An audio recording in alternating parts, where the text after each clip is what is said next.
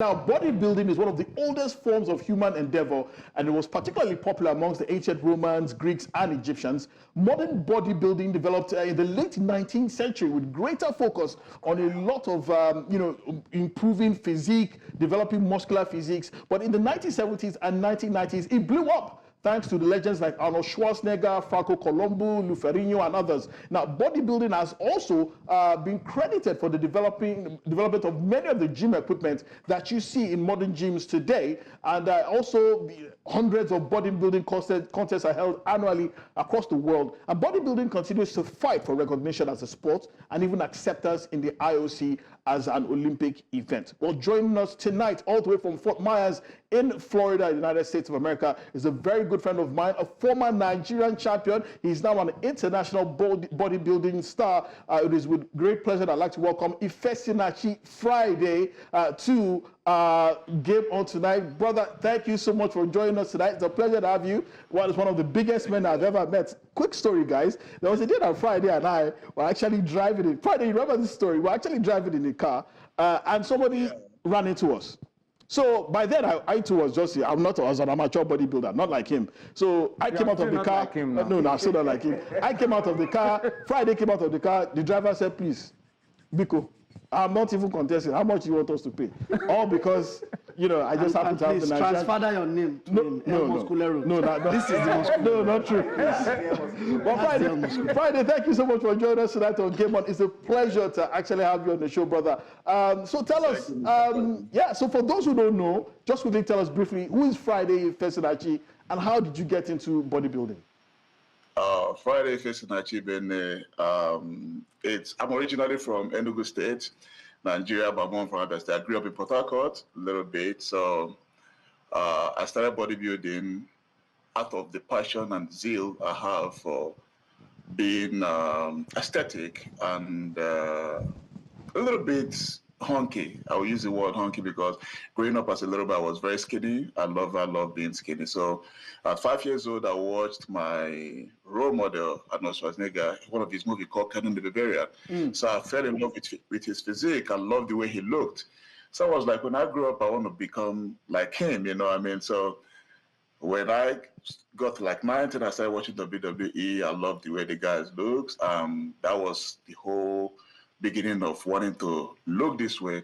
So typical African boy, my parents and my family wouldn't let me do what I want to do at that younger age.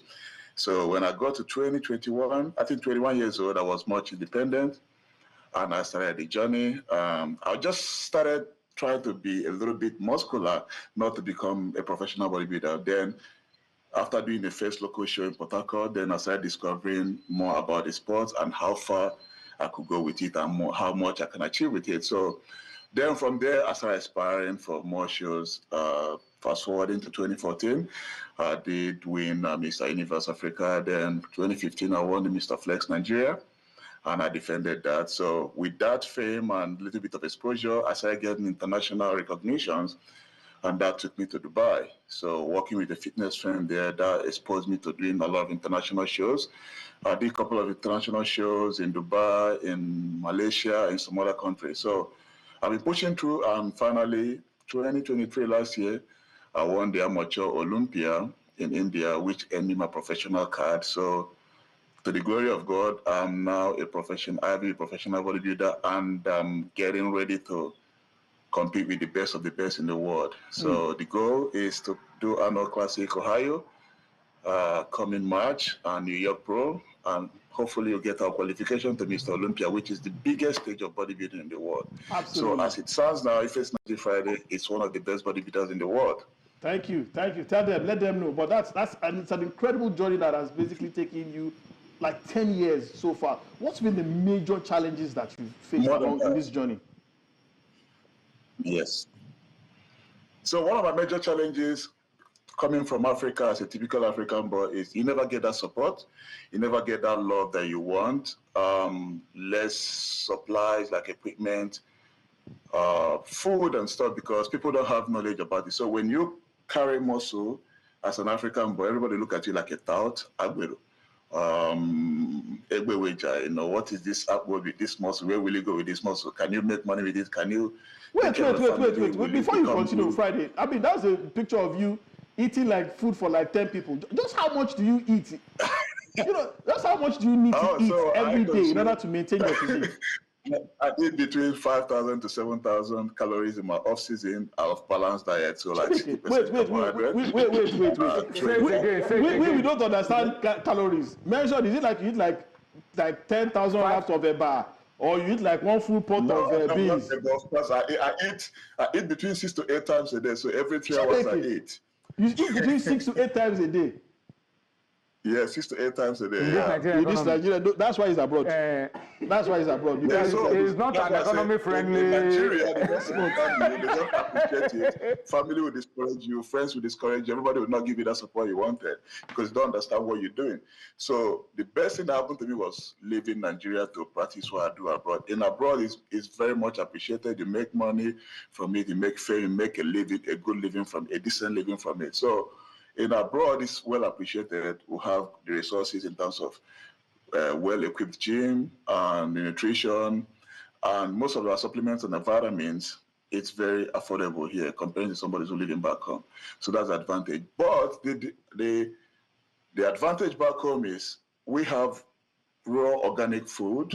We have the raw talent, but our system will never, help to harness these talents and these things we have. So, but here it's more appreciated, especially here in the United States and another part of the world. Yeah. When can you start this bodybuilding? Is there some age limit? Because I'm interested in the part of coming abroad and make money. I thought you were saying you are interested in on the age limit. So I want to know whether you can still do it. Yes, okay. You want to do it to me? Whether I can still go into bodybuilding. Yeah, I'll come to that. I'll come to that. Bodybuilding doesn't really have age limits. Our body is like a car. So when you're young, it's like a new car, 0 mileage, tear rubber. So if you handle your car properly and drive it safely, the car can last you for years. But if you drive your car roughly and you don't maintain it properly, after maybe... So like my own body now is like second-hand car now. So our body is like that. So in bodybuilding, if you're taking care of yourself, doing your blood work, watching your nutrition, doing your cardio, making sure your health, because bodybuilding this is what people don't understand. For example, back home, that's why I say people back home don't understand it. Here, we are being supported in so many ways that it's not just about the physical, it's about your health, like internal and physical. So you do blood work every 3 to 4 months to do blood tests to check how your organs are, how everything is going, the food you're eating, everything is tailored. The nutrition is tailored. We don't just eat anything we see. So we eat clean, healthy meal, but a lot of it. So, and we'll take our recovery properly. Like I make sure I sleep 8 to 9 hours every day.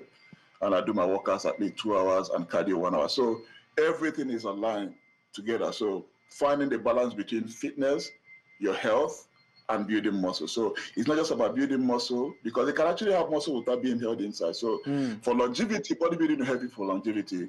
If you watch what you eat properly, like if you don't mess around with food and you don't mess around with your cardio. So like I said, our body is like a car. If you manage it, it will last you long. So, and also genetics have a role to play. Some people can do it up to 40, 45. Some people, like the ex-Mr. Olympia, it's called Dexter Jackson. He won the most pro shows.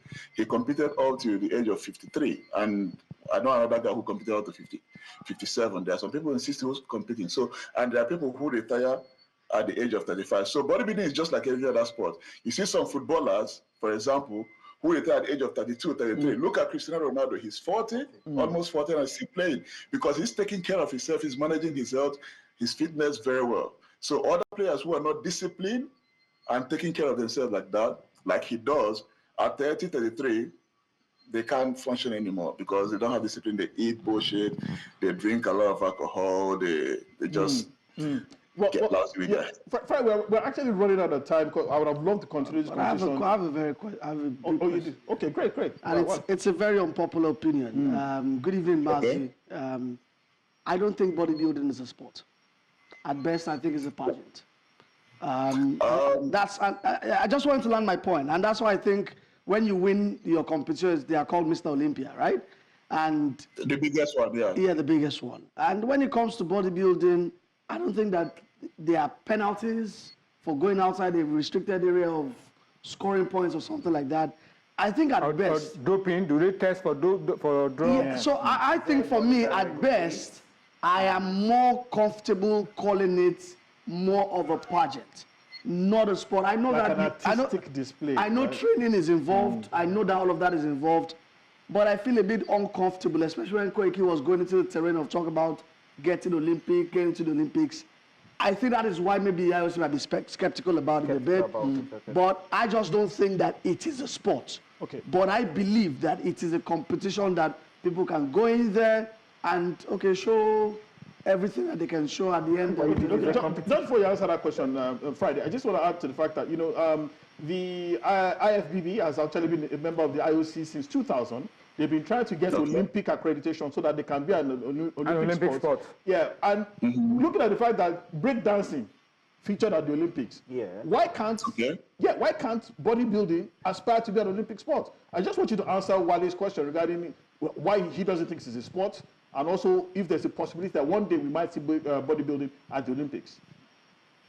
Okay, talking about bodybuilding not being a sport, bodybuilding is completely a sport because just that bodybuilding don't have that much fame comparing to other sports like football, soccer, boxing, and the rest. It's a sport, just like every other sport. We go through the same regime. In fact, bodybuilding is the most tasking sports of all the sports because other sports you can eat whatever you want and just do your workout, but we go through a total diet, like our sleep, everything. We like, I'll say bodybuilding requires the highest level of discipline more than any other sport. I'm talking about taking bodybuilding to Olympic. Yeah, bodybuilding been trying to get into the Olympic, but for a certain reason, I would say there's a little bit of politics in there, like, it's all about marketing. So is it politics or the fact that the sport has been hampered by issues regarding doping, steroids? Is it that? Ability to ensure fairness. I would say that might have a little bit of attribute, but almost every sports athlete have a certain kind of drugs or whatever, just that it's being controlled. So in bodybuilding, it might not be as controlled as it's controlled in a certain level of bodybuilding. But I would say that most of these sports, they're looking at it from a marketable standpoint. You know what I mean? So they see, I think most of them, most politically, I think they see bodybuilding like not something they want to push, for the populace to imitate, because it's not that easy. It takes a lot of discipline. So it doesn't, I think logically, it doesn't look realistic to people because people want something they can easily and comfortably achieve. Bodybuilding is not something they achieve easily. It's like it takes years to accomplish. You know what I mean? So it's not like just starting football now in 2-3 years, you break through. Bodybuilding, before you get to this level, it will take you at least minimum 9 to 10 years of putting the hard work and everything. So I totally agree, because I was witness to that 9 to 10 years of hard work when you first won Mr. Flex Nigeria. I watched that live, and I'm so proud to see where you are right now. You're an internationally acclaimed bodybuilder, and hopefully you will be participating at Mr. Olympia very soon. But before that, the Arnold Classics in March next year. We'll be speaking to Friday Ifesinachi Nigerian international bodybuilder. Thank you so much for joining us tonight on the show. We'll be keeping track with your career. Definitely, we'll be having you on the show pretty much in the future. So thank you for your time, Friday. Thank you so much, Mr. Koiki, and I appreciate you.